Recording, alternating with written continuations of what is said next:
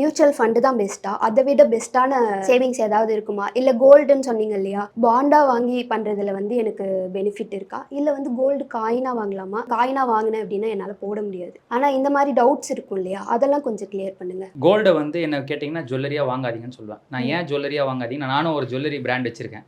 கோல்டை வந்து ஒரு இன்வெஸ்ட்மெண்ட் ஃபேக்டராக நீங்கள் கன்சிடர் பண்ணுறீங்கன்னா என்னோட சஜஷன் வந்து நீங்கள் கோல்டை வந்து காயினாக தான் வாங்கணும். ஏன்னா ஒரு கோல்டை இன்னைக்கு மேனுஃபேக்சர் பண்ணுறதுக்கு குறைஞ்சது ஒரு 15% 20% வேஸ்டேஜ் எங்களுக்கு செலவாகுது. இப்போ நீங்கள் ஒரு ப்ராடக்ட் வாங்குறீங்க, ஒரு 100 கிராம் ஜுவல்லரி வாங்குறீங்கன்னா ஒரு 15% நீங்கள் 15 கிராம் கோல்டு வேஸ்டேஜாக கொடுக்கணும். கொடுத்தா தான் அந்த ஜுவல்லரி உங்களால் பண்ணி நீங்கள் என்ஜாய் பண்ண முடியும். இந்த 15 கிராம்ஸ் வந்து எப்போ அப்ரிஷியேட் ஆகும்னு பார்த்தீங்கன்னா குறைஞ்சது 5 வருஷம் ஆகிடும். 100 கிராமோட வேல்யூ வந்து 115 கிராமாக ஆகணும்னா இப்போ இருக்கிற சினாரியோக்கு 2-3 வருஷத்தில் ஆகிடும். பட் நீங்கள் பேசிக் கால்குலேஷன் எடுத்தீங்கன்னா 5 வருஷம் ஆகிடும். அப்போ நீங்கள் இன்வெஸ்ட் பண்ணதுக்கு உண்டான யூஸே இருக்காது. பட் நான் இன்வெஸ்ட்மெண்ட் பர்பஸ்க்கு கோல்டு வாங்குறேன்னா காயின் வாங்குறதோ இல்லை வந்து 24 கேரட் பார் வாங்குறதோ தான் அட்வைசபிளான ஆப்ஷன். நீங்கள் ஜுவல்லரி வாங்கினீங்கன்னா அது ஒரு அட்வைசபிள் ஆப்ஷன் கிடையாது. பட் நான் என்ஜாயும் பண்ணோம், அதே டைமில் நான் சேவும் பண்ணோம் நீங்கள் நினச்சிங்கன்னா அந்த டைமில் நீங்கள் ஒரு ஜுவல்லரி வாங்குறது பெட்டர் ஆப்ஷன்.